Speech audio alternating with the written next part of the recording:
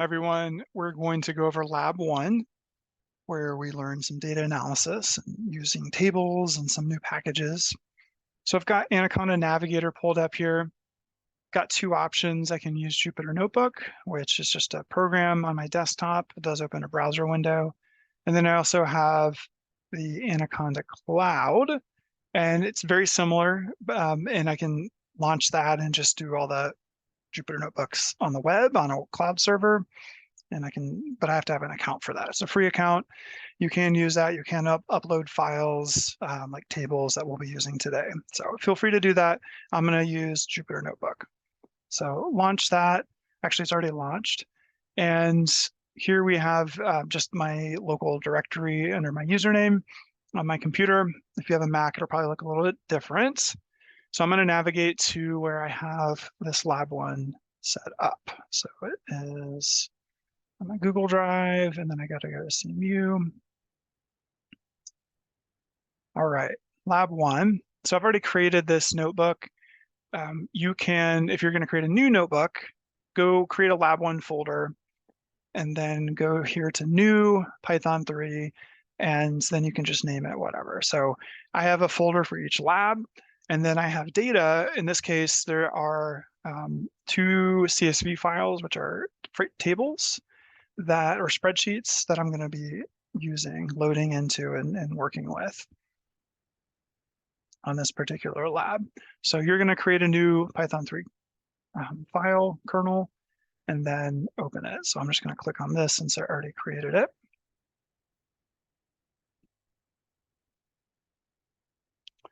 Great, so lab 1, we are going to be working with what's called DataFrames. These are simply tables or spreadsheets, and then using some functions to summarize the data and also visualize it. So a few things that we'll be covering here. We're going to be working with packages. So packages are simply, you can think of them as like tiny programs. They have a bunch of functions in them that we can use. And we have to load packages into the memory so that we can use them. So anytime we want to use a function that's contained in a package, we have to load that package. You only have to load it one time. For your submittal, make sure you turn in a single PDF of a notebook. And the way we do that is we go to print preview, and then this is just kind of a hack way to do it. And then you can save it as a PDF, or you can print it as a PDF and then save it. So that's how I'm asking you to do it. All right, so for the first step, we're going to be working with DataFrames. All right, DataFrames is simply a kind of coding Python word for a table or a spreadsheet. And it's not like an Excel file, though. You can work with Excel files, but the simplest form that we're going to be working with is simply a comma-separated variable or value. I don't exactly know what the V is. And I'm just going to pull up this CSV file so you can see it. So here's the first one that we're going to be working with. Sorry, rainfall depth. Here we go. I'm going to open this. You can open it in Excel and it'll just show it as a table in Excel. I'm going to open it with Notepad, just a text reader.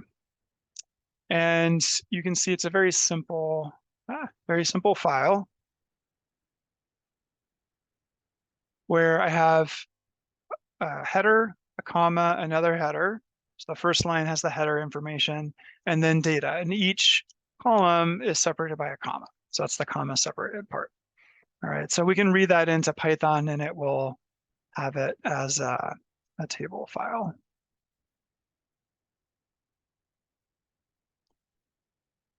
The package that we'll use to read these tables into Python is called Pandas. I don't know why, it's just a fun name, Pandas. And, okay. And then this Pandas package contains functions that we'll use to handle these data frames or data sets. The way packages work in Pandas is you first have to load them. So we're going to use this command import. Here is the package Pandas. Fortunately, Pandas is pre-installed with Anaconda, so we don't have to install it. That's just good to know. If you're doing Python another way, you might have to install Pandas separately. And then we're going to give it an alias. So import pandas as, this lets us set an alias, PD. So PD is just short for pandas. It's a nickname. Now we can use the pandas package and the functions that it contains to read in a data file. So this CSV file.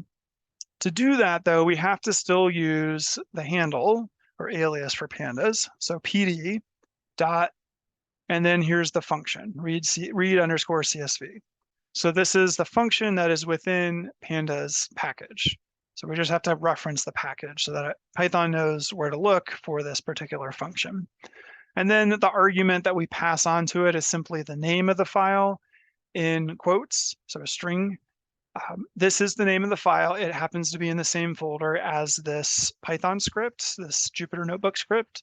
Therefore, it will look there for this file. If it was in a different folder, then we would have to use a path name, and you can use a path name, and I have that information down here. So we're going to say, read this CSV file, call it df for DataFrame. All right, so now I have df is stored in the memory as this CSV file. And then I'm going to use another command that is called head, and I'm going to apply that to the data frame. So df.head means apply the head function to the data frame, and it gives me the first 5 values. So head just shows you the head of the data frame. And then here's the tail of the data frame, the last 5 rows of that. So let's go ahead and run this. And then tail. Okay, I'm just using Shift plus Enter to run. That's the keyboard shortcut for it. Like I said, you can use a full path name to locate that file if it's somewhere else. And there's other commands that I can do for read.csv. So it's the same function as before. In this case, I'm giving it a whole string. I'm using this little R to pass on to Python that this is a just raw text file for it to read. For some reason, we need to do that. I'm telling it that the header is in the first row.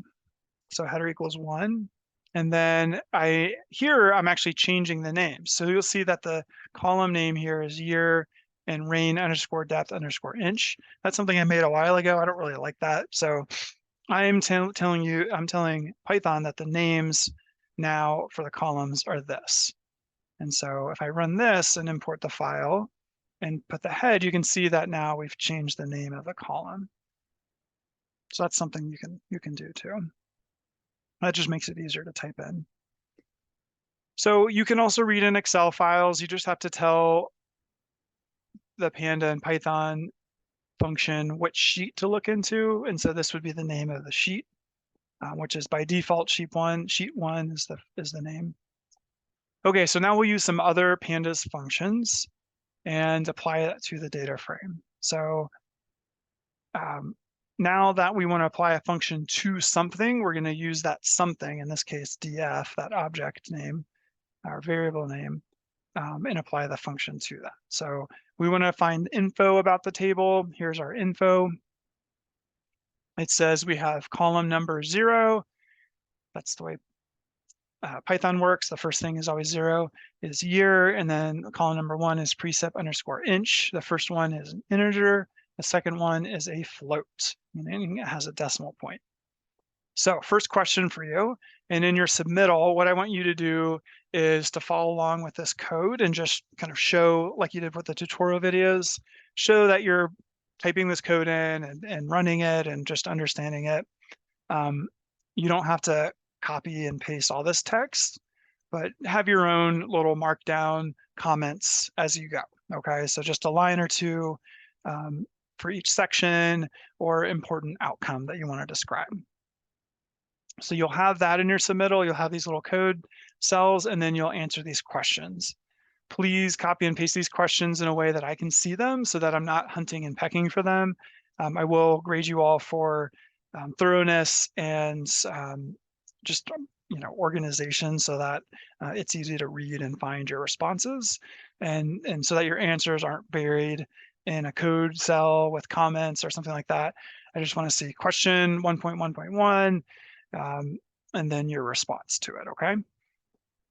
And that kind of overall formatting and completeness grade is 10%. So question is, what type of values does this table have in each column? All right, we already said that. That's easy for you to type down. So some other functions that we'll use, here's one, it's called describe. So we're applying it to the data frame df.describe. And what it does, it gives us summary statistics for each column. Count, mean, standard deviation, min, the quartiles, and then the max. So compare the mean and median of the precipitation data. Do you think the data is skewed or not? And then describe the interquartile range.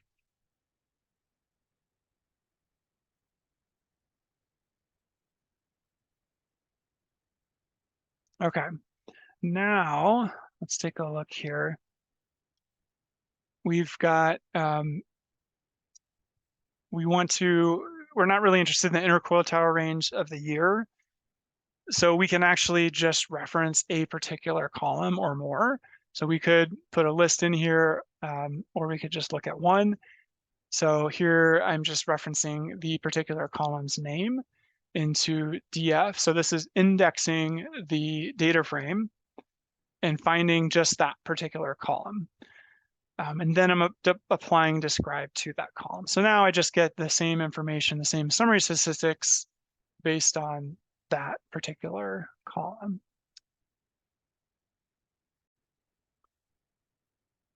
So now we can see that we can index and find within a data frame a particular column or more than one column. And then one more thing to show here is that we can actually create a new variable if we want to. In this case, it would just be like a vector. I think it's actually called a Pandas series. And we're saying that, okay, take this particular column in the data frame and just take it out and make it into a new variable. And then we can use the same describe function on that new variable. So just another way to deal with data. So there are a lot of other tools that you can use. And here we are showing some logical operators. I am making just a dummy data set here of year and peak discharge in CFS. So this is how you would make a data set. So I said, here's a data set, and I'm giving the column name, here's a list, another column name, here's a list, there's a little comma right there, and then I've got the curly brackets. And then I can say, okay, under pandas, use the data frame function on this to then make a pandas data frame. So if you need to make a data frame, that's the way to do it. Now I can use logical operators on that. So I'm indexing peak CFS within this new data frame. I called it df2.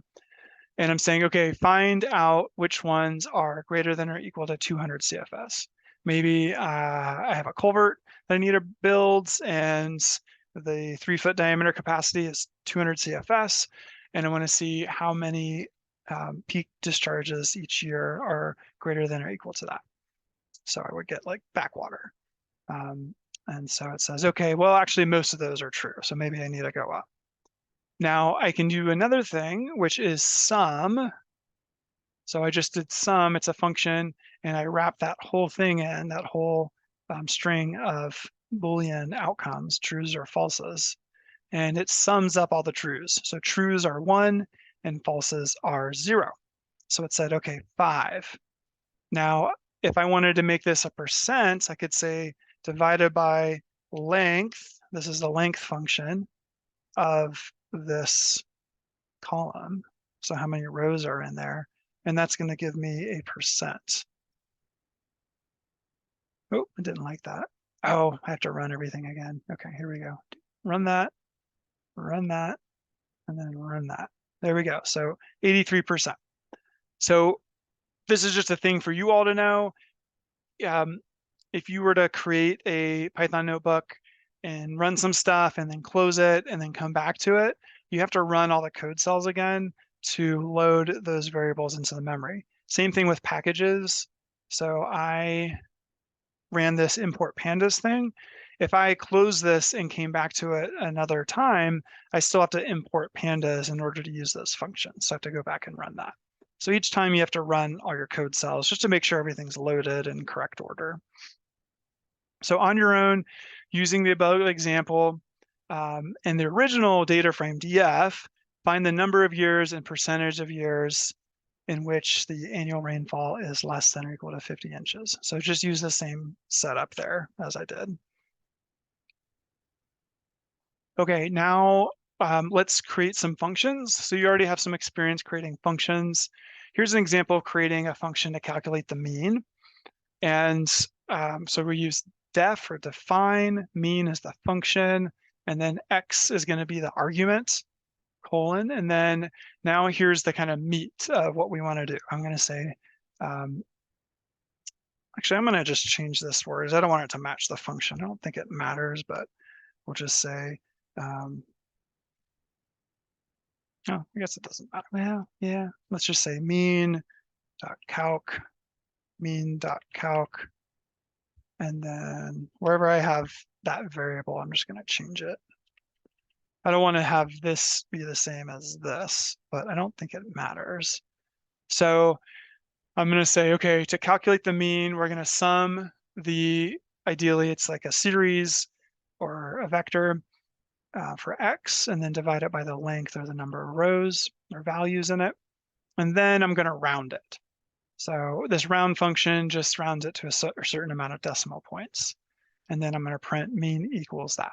Okay, so here's our function. We're going to define it, and then I'm going to apply it to this annual depth variable that I never made.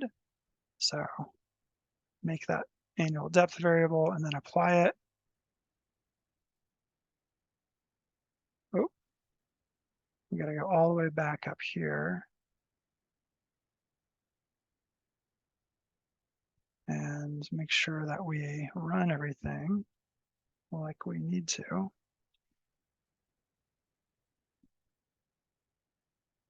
Okay, I think that should work. So, okay, annual depth now is that series, and it calculates the mean. So that's the mean annual depth in inches.